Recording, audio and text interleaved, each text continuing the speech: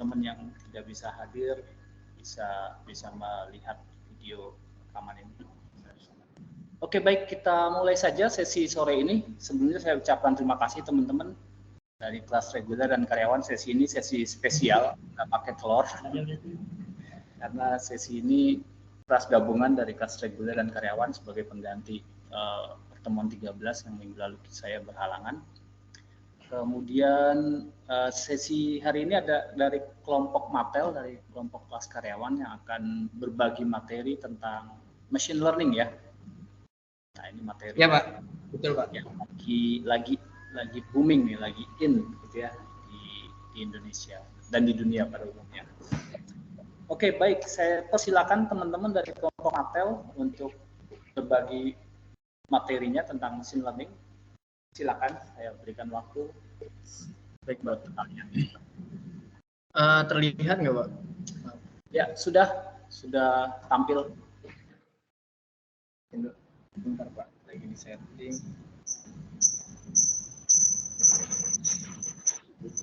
Mikrofon siapa ya? Kayak lu dia. Oh, suara ini, sorry. Dah. Oke, silakan. Selamat sore semua. Perkenalkan kami dari kelompok MAPEL. Saya Fatah Kemal Prayoga dan ini kedua teman saya, ada siapa? Riyandi Bantoro. Dan juga Agus Maulana. Kelihatan nggak ya orang-orangnya? Ada Agus Maulana. Saya dengan Agus Maulana Pak. Dan juga Riyandi Bantoro. Jadi hari ini kita mau presentasi tentang bagaimana implementasi machine learning di sosial media. Nah, sebelumnya introduce sedikit. Jadi kita sosial media itu sebenarnya punya banyak machine learning. Ada beberapa machine learning yang mereka pakai juga. Cuman sebagai poros utama di sosial media, mereka menggunakan machine learning. Machine learning itu kan merupakan kalau di sini machine learning telah menjadi teknologi yang penting dalam pengembangan platform media sosial. Dengan menggunakan algoritma dan mode pembelajaran mesin, platform-platform ini dapat mengumpulkan dan menganalisa data pengguna untuk memberikan pengalaman yang lebih personal dan relevan. Jadi kenapa di sosial media itu bisa muncul beberapa konten-konten yang menarik gitu, yang relevan sama kita gitu. Kenapa sih kayak misalnya kita lagi galau gitu kan, muncul konten-konten yang galau, kita lagi bahas pemilu, muncul konten-konten yang pemilu yang buat kita tuh betah di situ. Itu kerjanya machine learning gitu. Jadi mereka menganalisa kita dan memberikan output di mana konten-konten yang dianggap relevan sama kita. Nah, kurang lebih cara kerja machine learning itu seperti ini. Jadi dari input datanya itu dia ngambil dari banyak sektor ya. Ada machine learning itu ngambil dari kebiasaan kita, kayak melihat konten-konten apa aja sih yang kita sukain, terus juga dari caption mungkin, atau mungkin dari hashtag yang kita sering cari, dari orang-orang yang kita sering cari. Input data itu diolah sama machine learning algoritma sebagai data-data apa ya, behavior kita lah gitu. Kemudian machine learning itu akan memunculkan suggestion gitu, prediction terhadap apa yang sudah dipelajari dari mereka, apa yang didapat dari data-data mereka. Kemudian kalau misalnya kita ternyata masih relevan dengan konten-konten itu ya, machine learning akan terus memberikan opsi-opsi seperti itu. Cuman kalau kita sudah tidak merasa tidak relevan dengan konten-konten seperti itu, machine learning akan membaca kembali data-data yang didapatkan dari sosial media kita. Kurang lebih seperti itu. Nah, konsep dasar machine learning meliputi yaitu tadi data untuk melatih mesin agar berkualitas dan representatif. Kemudian model untuk melatih mesin agar dapat memprediksi hasil yang akurat. Yang ketiga, algoritma untuk melatih mesin agar efisien dan dapat diimplementasikan dengan mudah. Selanjutnya, machine learning dalam sosial media. Nah, pengaruhnya itu terhadap pengalaman pengguna itu sebenarnya banyak poin-poinnya. Tapi yang menjadi dasar itu ya tiga ini: rekomendasi konten yang lebih personal dan relevan berdasarkan preferensi pengguna, kemudian pengenalan pola perilaku pengguna untuk meningkatkan keamanan dan mencegah penyalahgunaan, deteksi dan penanganan konten yang melanggar kebijakan platform secara otomatis. Ada juga penerapan machine learning. Machine learning memiliki peran yang penting dalam pengembangan platform media sosial. Teknologi ini memungkinkan platform untuk mengumpulkan dan menganalisa data pengguna serta memberikan pengalaman yang lebih personal dan relevan. Kurang lebih sebagai dasar implementasi media sosial, implementasi machine learning di media sosial seperti itu. Selanjutnya akan dilanjutkan oleh teman saya.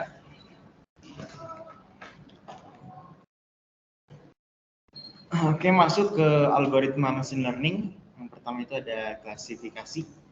Apa aja sih yang menyangkut klasifikasi? Yang pertama ada algoritma klasifikasi digunakan untuk mengkelompokkan data ke dalam kategori atau kelas yang telah ditentukan. Hal ini memungkinkan platform media sosial untuk mengidentifikasi dan mengkategorikan konten seperti mengenali apakah suatu postingan adalah berita, gambar, atau video. Jadi di klasifikasi ini kita bisa mengetahui ini bahwa postingan itu berupa tentang apa. Kemudian yang kedua ada regresi. Regresi itu adalah algoritma regresi digunakan untuk memprediksi nilai-nilai kontinu berdasarkan data yang ada. Dalam konteks platform media sosial, algoritma regresi dapat digunakan untuk memprediksi jumlah tampilan atau interaksi suatu postingan berdasarkan faktor-faktor seperti waktu postingan, jumlah pengikut, dan konten posting itu sendiri. Artinya di dalam algoritma regresi itu terdapat seperti jumlah suka, followers, atau mungkin following juga. Kemudian yang ketiga ada pengelompokan.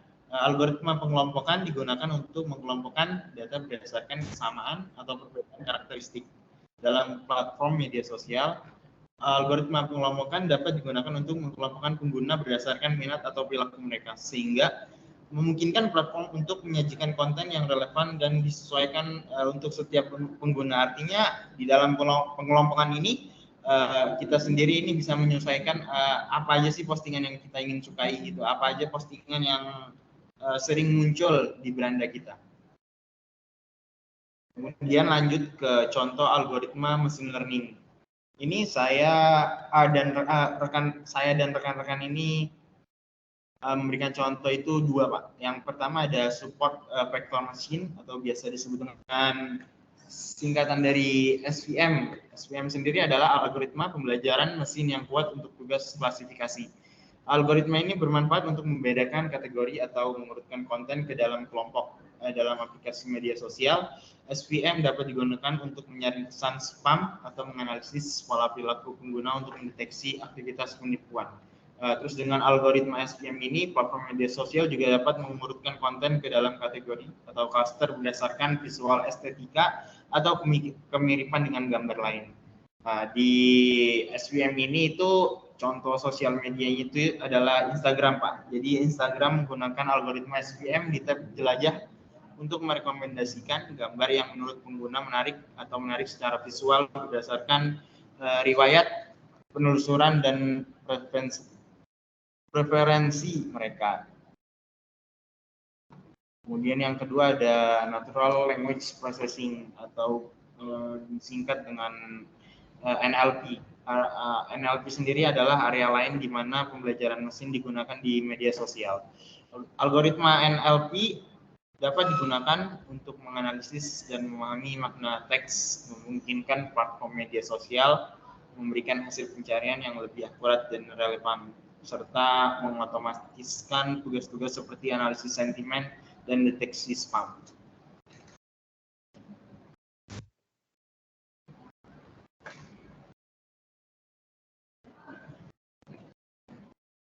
Nah, di sini ada pentingnya platform media sosial. Jadi platform media sosial memfasilitasi komunikasi antar pengguna, berbagi konten, dan membangun komunitas yang luas. Yang pertama adalah komunitas yang luas, komunikasi yang luas. Itu platform media sosial memampukan pengguna untuk terhubung dengan teman, keluarga, dan orang-orang dari seluruh dunia. Kemudian yang kedua ada pengaruh signifikan. Artinya media sosial telah menjadi platform bagi para influencer untuk mempengaruhi banyak orang melalui konten mereka. Dan yang ketiga adalah bisnis yang makin ramai. Banyak perusahaan mengandalkan media sosial dalam memasarkan produk mereka dan meningkatkan penjualan. Kemudian akan dilanjut dengan Rian Gimantoro.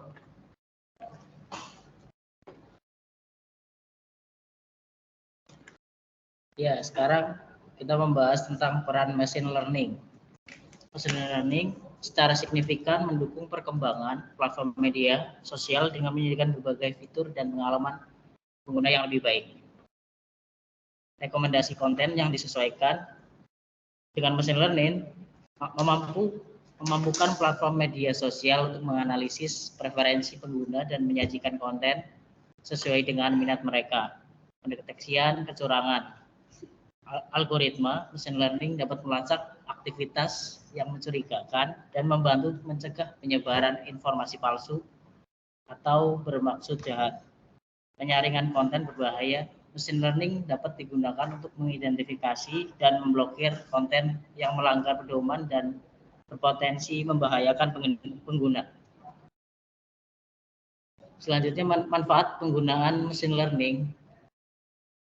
Ada 3. Penggunaan machine learning dapat memberikan sejumlah manfaat bagi pengguna dan perusahaan yang mengelola platform media sosial. Yang pertama, pengalaman pengguna yang lebih baik. Machine learning memungkinkan platform media sosial untuk menyajikan konten yang relevan dan mengadaptasi berdasarkan preferensi pengguna. Yang kedua, penghematan waktu dan tenaga. Adopsi machine learning banyak tugas moderasi dan pemrosesan konten dapat diotomatisasi, membebaskan waktu dan tenaga staf platform media sosial. Ketiga, pendapatan yang lebih tinggi. Dengan bantuan machine learning, pengelola platform media sosial dapat meningkatkan keuntungan melalui personalisasi iklan dan rekomendasi produk yang lebih tepat sasaran. Selanjutnya adalah aplikasi machine learning. Teknologi machine learning digunakan secara luas dalam berbagai aspek platform media sosial untuk meningkatkan pengalaman dan keamanan pengguna. Pendeteksi sentimen. Machine learning dapat menganalisis dan mengklasifikasikan sentimen pengguna terhadap suatu topik tertentu untuk membantu dalam pengambilan keputusan bisnis dan penelitian pasar. Yang kedua, pendeteksian objek dan gambar. Algoritma machine learning dapat mengenali objek dan gambar dalam konten yang diunggah ke platform media sosial, membantu dalam keterlibatan dan moderasi konten. Yang ketiga, deteksi spam dan bot. Machine learning dapat digunakan untuk mengidentifikasi akun spam dan bot serta mencegah penyebaran konten yang tidak diinginkan di platform media sosial.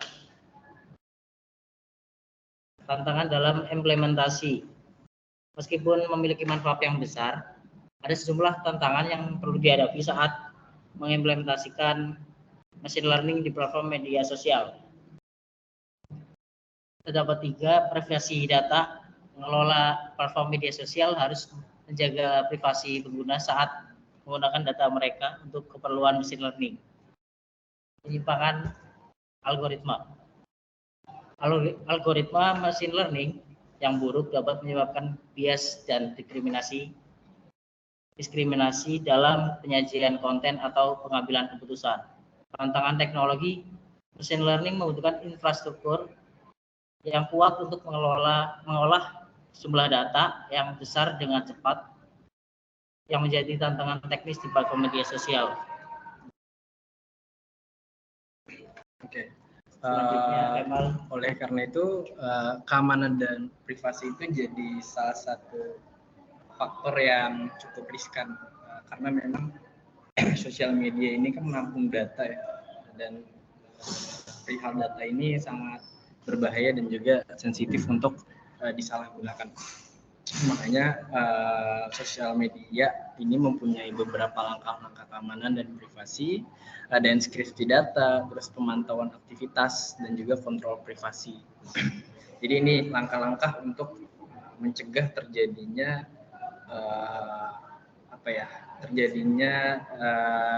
hacker lah, gimana supaya tidak terjadi pencurian data. Kemudian implementasi dari machine learning ini dari operasional mereka juga ada beberapa hal yang lain seperti pendeteksian komentar. Itu sekarang itu kan lagi banyak banget dan marak banget komentar-komentar yang memang lebih ke melecehkan atau lebih ke menghina dan segalanya. Nah, di beberapa sosial media sudah mulai mengimplementasikan pendeteksian komentar. Jadi untuk memfilter komentar-komentar yang memang dianggap dapat memicu atau merusak lingkungan sosial media itu sendiri. Kemudian ada personalisasi dalam rekomendasi konten. Jadi di mana machine learning ini juga berusaha untuk memberikan rekomendasi konten yang sesuai dengan minat dan preferensi individu. Dan juga penghentian eksploitasi anak. Jadi memang saking banyaknya orang yang menggunakan sosial media dan terlalu terbukanya, kadang tidak tahu batasan-batasan privasi.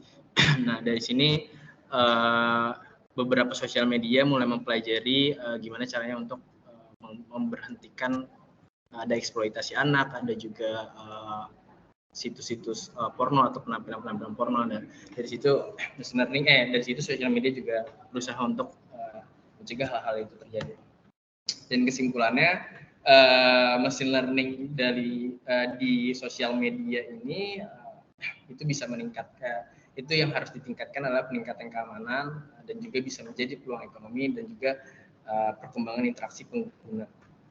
Sekian penjelasan dari tim Mattel, kelompok Mattel. Ada yang ingin ditanyakan? Ya, terima kasih kelompok Mattel. Silakan teman-teman yang ada yang mau bertanya. Ini open mic, open kamera. Atau juga boleh lewat chatting ya. Boleh, silakan.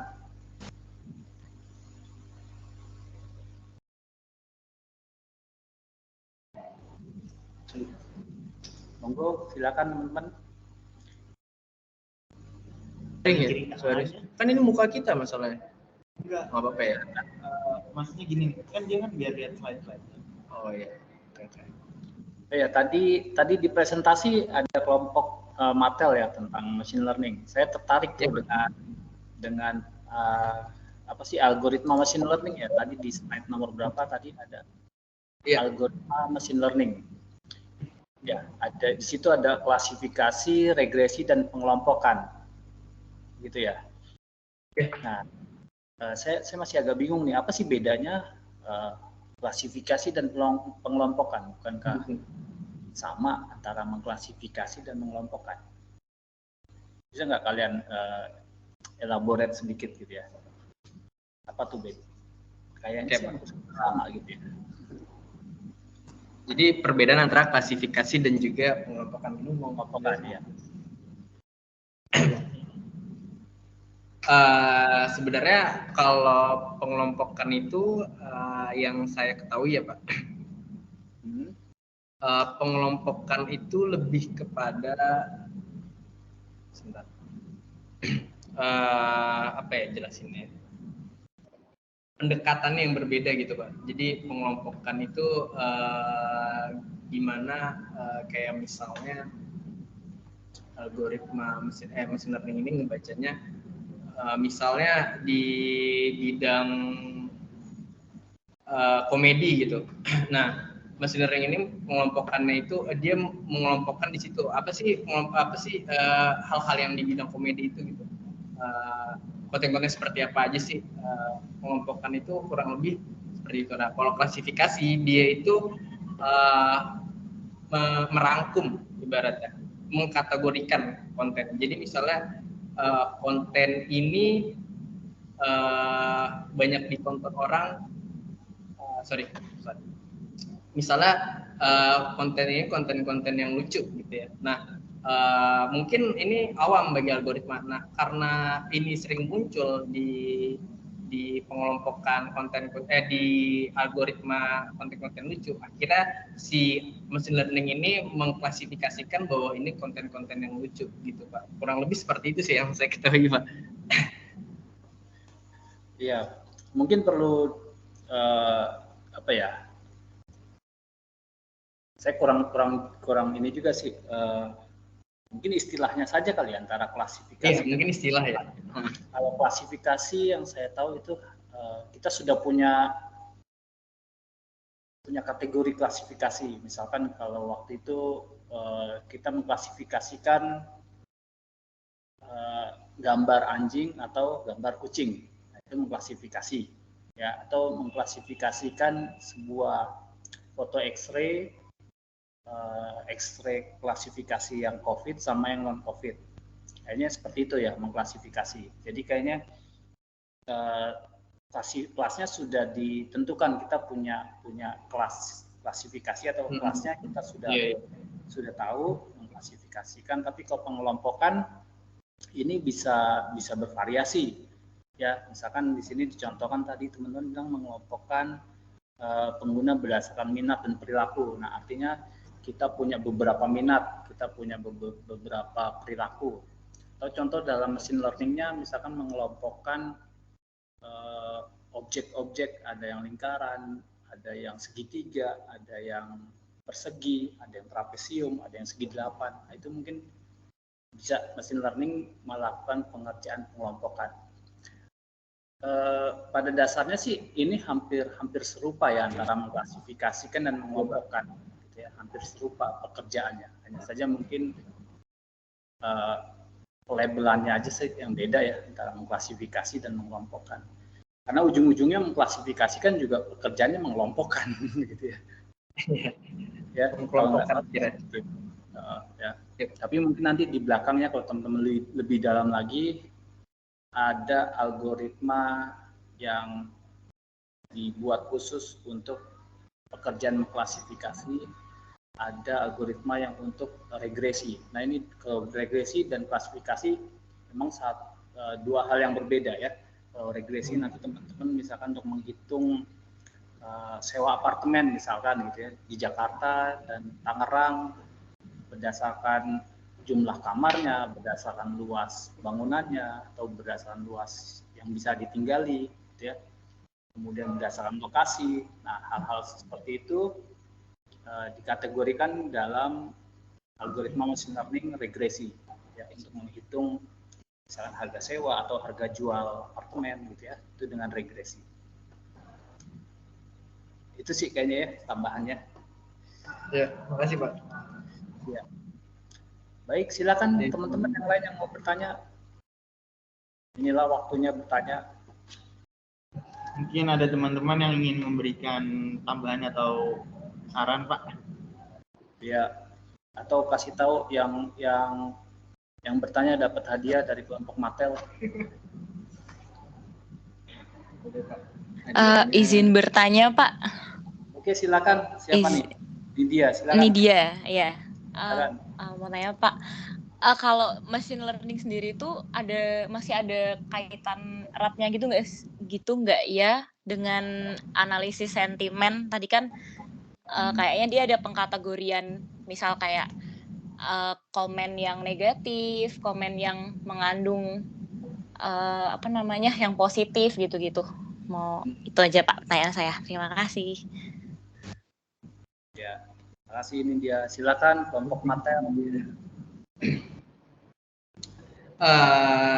Sebenarnya kalau untuk analisis sentimen itu bagian dari inputnya machine learning juga ya Pak, setahu saya. Jadi dari keyword-keyword yang memang dianggap negatif sama machine learning yang memang udah ditaruh datasetnya nih, ini keyword-keyword negatif, itu yang dicoba munculin di sosial media gitu.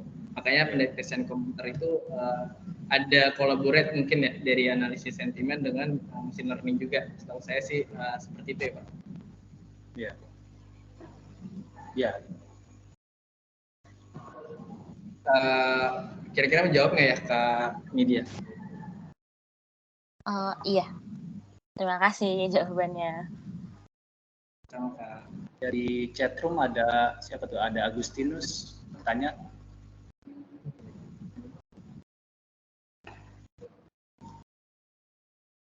Izin tanya teman-teman, apakah bisa diberikan contoh penerapan pada suatu alat atau benda hardware menggunakan machine learning?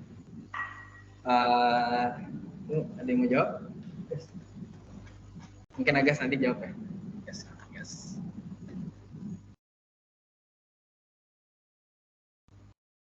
Untuk pertanyaan pertanyaan Kak Agustinus.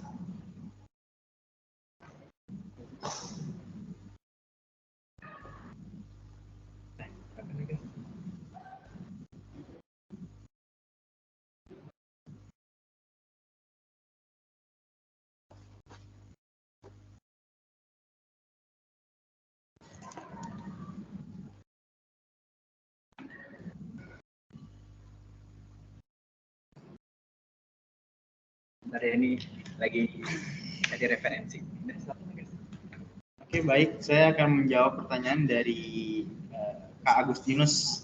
Pertanyaannya itu adalah apakah bisa diberikan contoh penerapan pada suatu alat atau benda hardware menggunakan machine learning?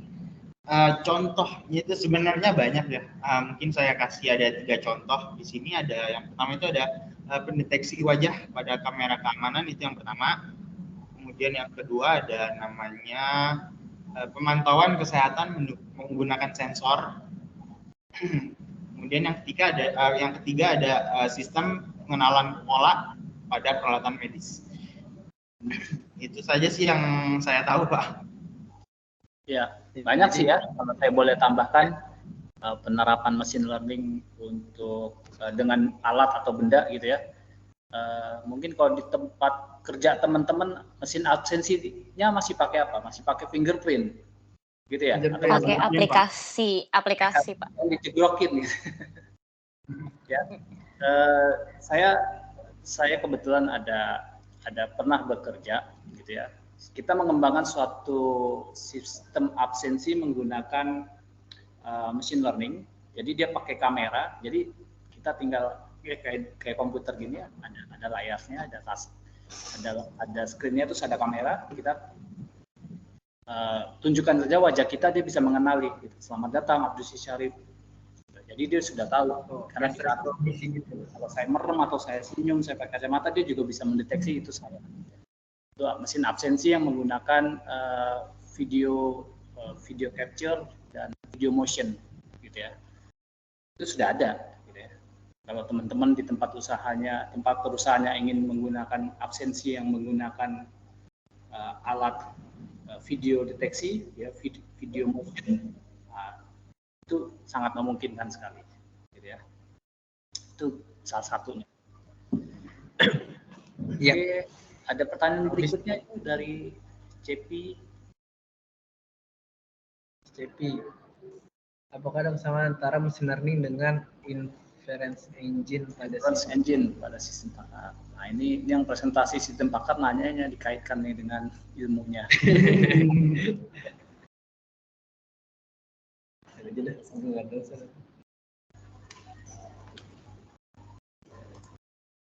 Sebentar ya, Mas Cepi. Ya, silakan.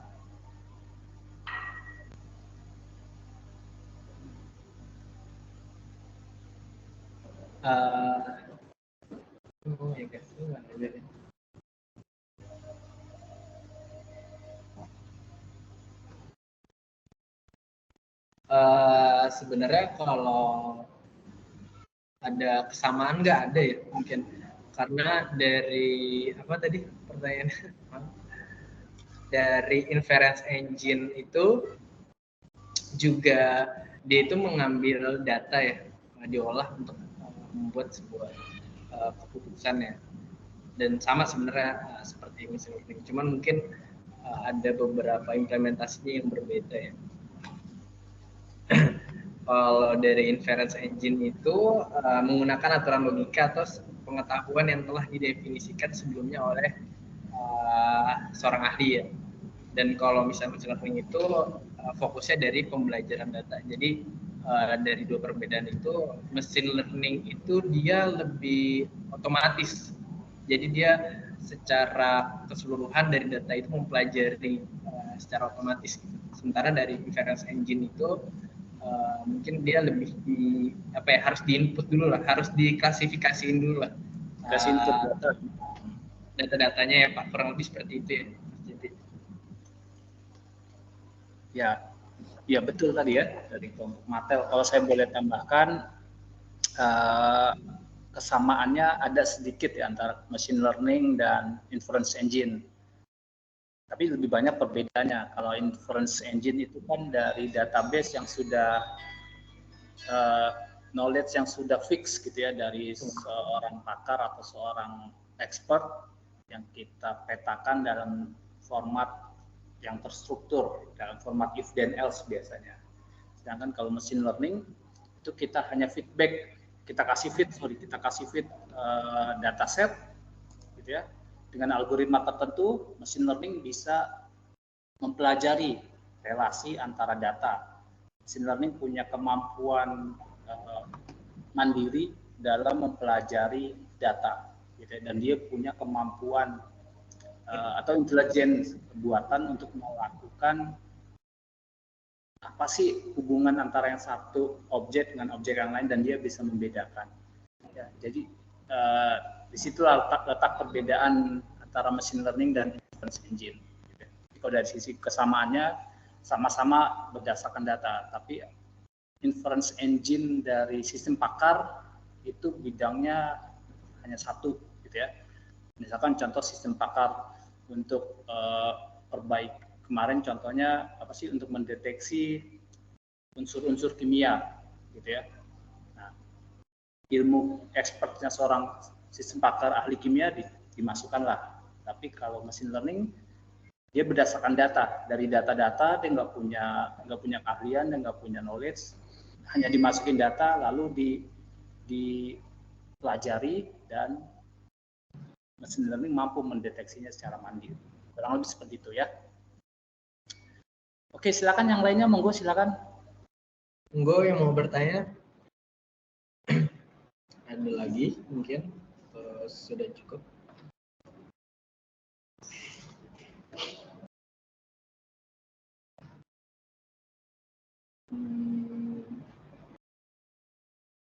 Ya deh. Dia itu ditanya. Agustinus.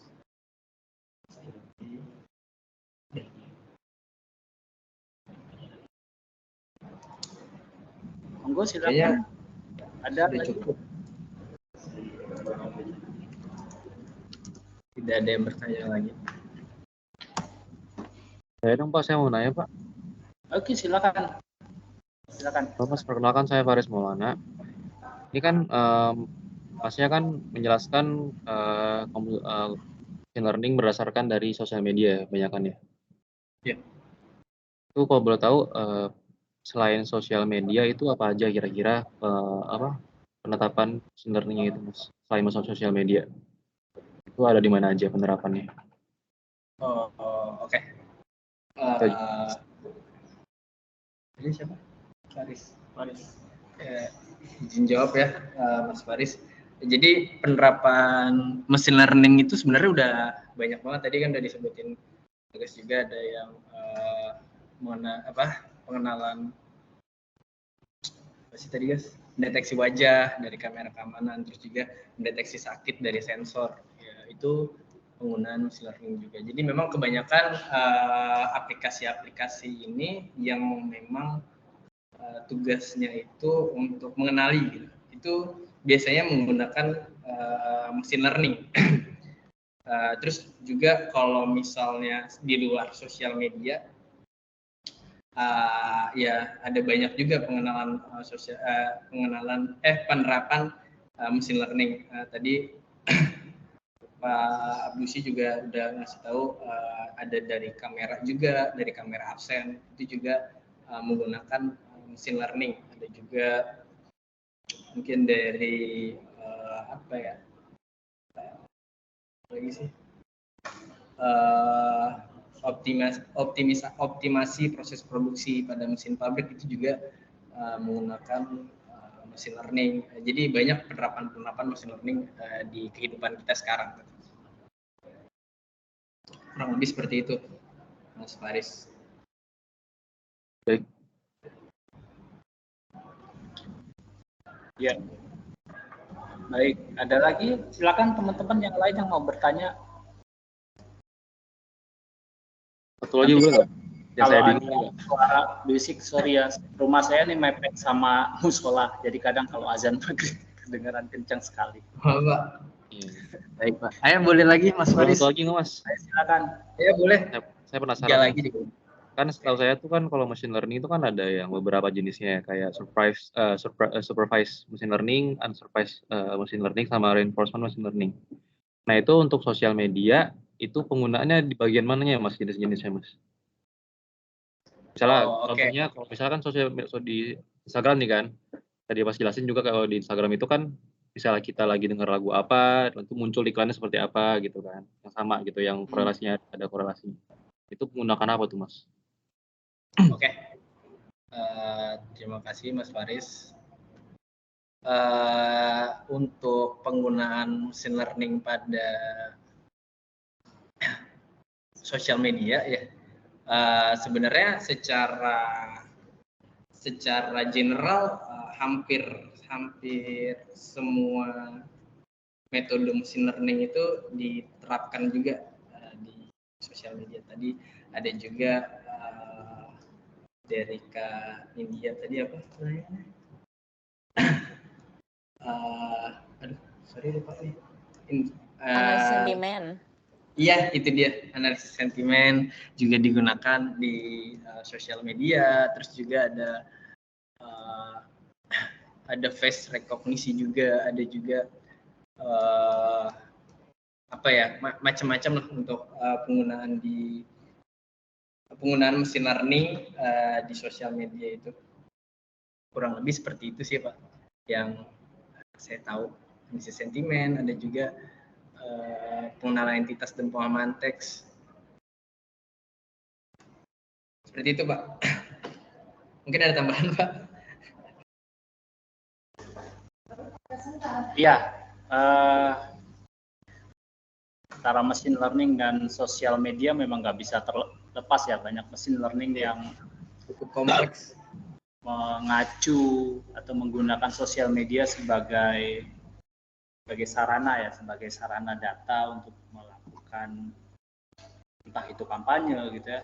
Mungkin saya pernah cerita juga di Amerika, kayak seperti Donald Trump, dia bisa memenangkan kampanye presiden tahun sebelumnya dengan menggunakan konsultan apa sih namanya yang terkenal tuh, Cambridge Consultant gitu ya. Mereka memanfaatkan big data, mereka memanfaatkan machine learning dengan menggali data dari sosial media seperti Facebook, Twitter gitu ya. Dan mereka bisa memenangkan kampanye berkat machine learning, berkat big data, berkat sosial media. Jadi ya sosial media bisa kita eksploitasi ya. Dalam hal ini ya tergantung digunakan untuk apa, yang positif atau yang negatif. Ya tergantung tujuannya. Kalau kemarin seperti Donald Trump memanfaatkan sosial media Facebook untuk kampanye presidensialnya dia, dan dia menang. Nah, nggak tahu nih di Indonesia sudah ada belum calon presiden yang memanfaatkan sosial media dan machine learning, big data gitu ya, untuk melakukan kampanye. Paling ya, tahu ya. Paling ya, foto, banner. Ada yang sudah cari tahu mungkin. Nah itu.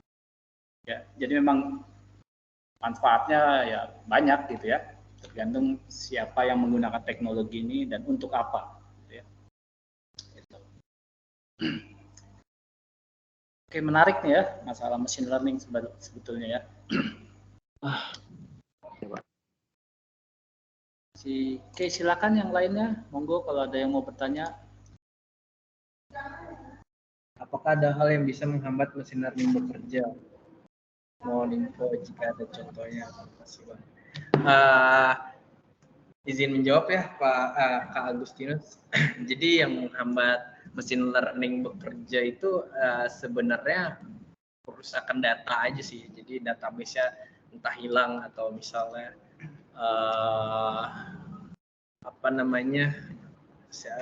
sinyalnya mati lah. Yang seperti itu bisa merusak cara kerja machine learning. Yang terpenting itu datanya sih.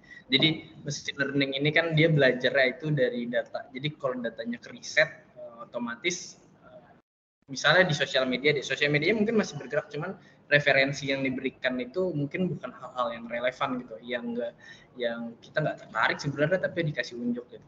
Jadi kurang lebih seperti itu sih. Jadi machine learning bisa terhambat itu karena dari datanya itu gitu. Dan inputannya juga ya, kalau inputannya juga nggak sesuai pun datanya kan jadi rusak. Kurang lebih seperti itu sih yang saya ketahui tentang cara gimana machine learning itu terhambat bekerja gitu. Ya, ini mungkin perlu teman-teman lebih eksplisit ya tentang machine learning bekerja, maksudnya bekerja dalam hal apa nih gitu ya. Yang pertama, memang benar machine learning itu sangat dependensi terhadap dataset dalam hal ini gitu ya. Contoh misalkan kalau saya punya machine learning untuk mendeteksi atau mengelompokkan atau mengklasifikasikan tadi ya antara gambar anjing dan gambar kucing misalkan. Lalu mesin learning saya dilakukan training dengan hanya 10 gambar kucing dan 10 gambar anjing. Gitu ya. Setelah dilakukan training, kita tes ya, apakah mesin learningnya perform dengan baik atau tidak. Nah, sedangkan anjing ini kan jenisnya aja udah lebih dari 10, apalagi gambarnya. Gitu ya. Nah, dengan data yang mengaku ini tentunya performance dari mesin learning kurang baik. Jadi tetap bisa bekerja, hanya saja kurang performance dia. Performance-nya dalam hal mendeteksi nanti kalau kita kasih gambar anjing atau kita kasih gambar kucing, mungkin dia kurang sempurna dalam mendeteksi atau mengklasifikasikan gitu ya. Jadi memang dataset sangat mempengaruhi kinerja dari mesin learning. Tapi kalau masalah bekerja bisa berfungsi atau tidak berfungsi. Hanya saja mungkin performance-nya kurang baik kalau datasetnya sangat minim. Nah, maka itu machine learning perlu juga dataset yang cukup banyak. Maka itu big data ya. Adanya big data dan data yang besar, dataset yang besar sangat membantu nanti machine learning dalam belajar ya, dalam melakukan proses pembelajarannya. Itu saja sih tambahannya ya buat pertanyaan Justinus nih. Ya, makasih Pak. Ya. Silakan dari yang lain, ada yang mau bertanya? Ada lagi yang ingin didiskusikan? Kan mau tanya boleh Pak? Ya silakan. Tadi kan bahas aplikasi absensi ya Pak. Kan sekarang kan mulai kantor-kantor mulai menggunakan absensi berbasis aplikasi, baik itu dari HP ataupun alatnya dipasang di gerbang gitu ya Pak. Iya, di pintu.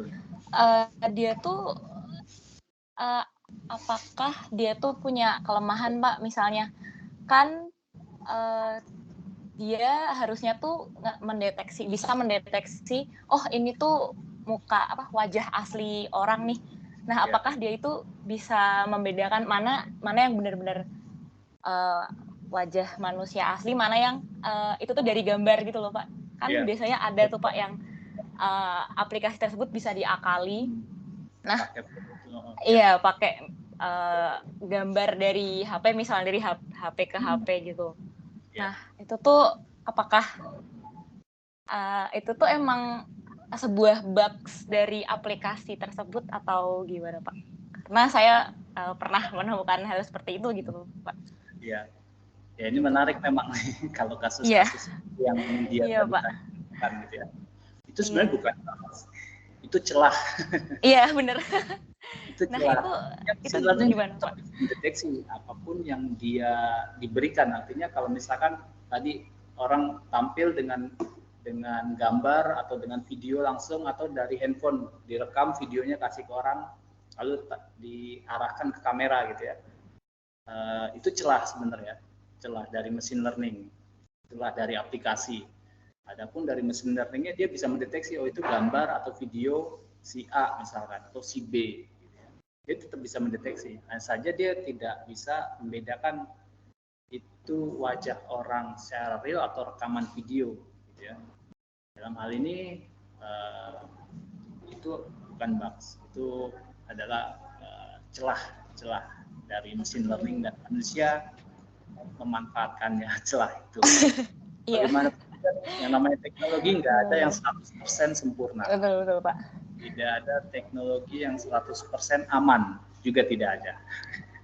Bagaimanapun juga itu semua buatan manusia. Balik lagi ke orangnya lagi ya, Pak. Nah, iya benar. Baik lagi ke orangnya. Ternyata yang lebih pintar yang tadi yang pakai handphone, udah absen aja pakai handphone. Dia lebih pintar karena dia learning. Absen pakai handphone. Oke. Iya. Ya. Seru kan jadinya. Iya Pak, jadi bisa menemukan celahnya gitu. Iya. Ternyata ini gitu. Jadi kayak masih ada nih. Nah itu biasanya dari situ kan, oke, kita inovasi lagi kan biasanya begitu ya Pak. Iya betul. Jadi inovasi baru lagi nih, gimana kalau misalkan mau disempurnakan mesinnya, nah sempurnakanlah mesin learningnya supaya mesin learning bisa mendeteksi mana yang orang hadir secara real atau yang rekaman dari handphone ditunjukkan ke kamera gitu ya.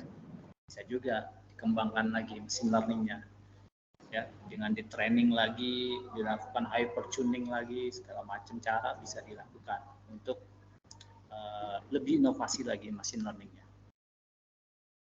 Oke, menarik nih media. Ya.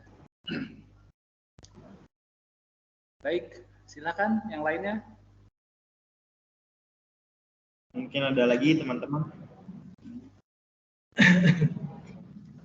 Ada lagi yang mau bertanya? Sepertinya sudah tidak ada, sudah nyerah. Oke, baik, kalau tidak ada kita kasih applause dulu buat kelompok Mattel ya. Mana nih icon applause-nya? Saya tepuk tangan lagi deh. Ya. Oke, terima kasih kelompok Mattel atas materinya. Saya dengar sudah azan di samping masjid rumah saya. Baik, Pak. Masih ada sisa sedikit waktu, saya ingin berdiskusi sedikit tentang tugas. Mudah-mudahan teman-teman sudah tugasnya on progress ya. Saya yakin teman-teman terus berjuang mengerjakan tugasnya. Template laporan sudah saya berikan, kemudian laporan teman-teman masih cukup panjang waktunya sampai tadi saya sampaikan pengumpulannya berbarengan dengan jadwal UAS gitu ya. Jadi silakan teman-teman terus berinovasi, terus berkarya sebaik mungkin ya, kerjakan apa yang teman-teman bisa berikan gitu ya, yang terbaik dari kalian gitu ya. Oke, baik, saya rasa sesi untuk sore malam hari ini kita cukupkan sampai di sini. Insya Allah kita ketemu onsite ya minggu depan di waktu jam yang sama. Insya Allah. Nanti saya kabarin ya. Oke, Pak. Saya bisa hadir di minggu terakhir, di minggu ke-16 sebelum UAS. Oke, Pak. Gitu ya. Berarti ini nggak ada presentasi lagi, Pak? Kenapa? Ini nggak ada presentasi lagi, Pak? Kayaknya nggak ada ya, teman-teman. Gimana, Pak? Nggak ada? Kayaknya nggak ada yang bertanya. Paling Tentang tugas, kalau ada yang mau bertanya silakan. Kalau ada yang mau bertanya tentang tugas. Tidak ada? nanti sih, Pak, secara personal mungkin, Pak. Oh ya, by the way saya, satu lagi saya mumpung masih ingat, saya sebentar izin share dulu. Mana sih? Saya share. Oke. Teman-teman bisa sudah kelihatan ya? Nah, saya sebenarnya sudah berikan satu materi tambahan karena ini materi tambahan ini di pertemuan ke-15 yang online. Saya sudah berikan materi tambahan tentang jaringan saraf tiruan. Silakan teman-teman akses ke web kuliah dan ada kuis tentang jaringan saraf tiruan. Ya, setelah teman-teman ini jawab forum. Di sini ada kuis dan ada pengumpulan tugas.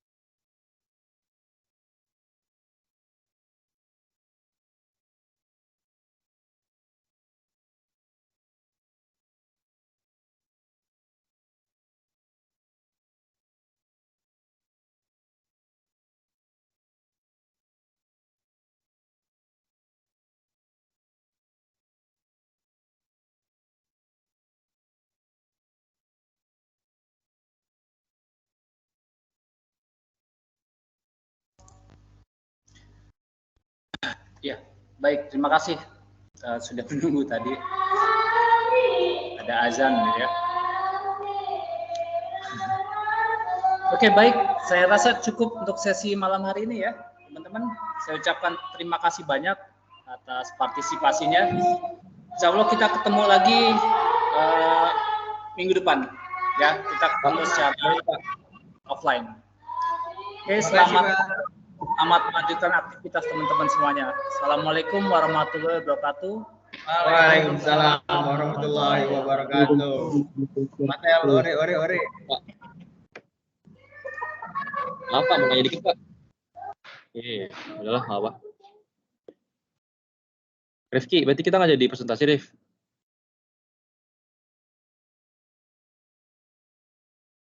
Ya, uts.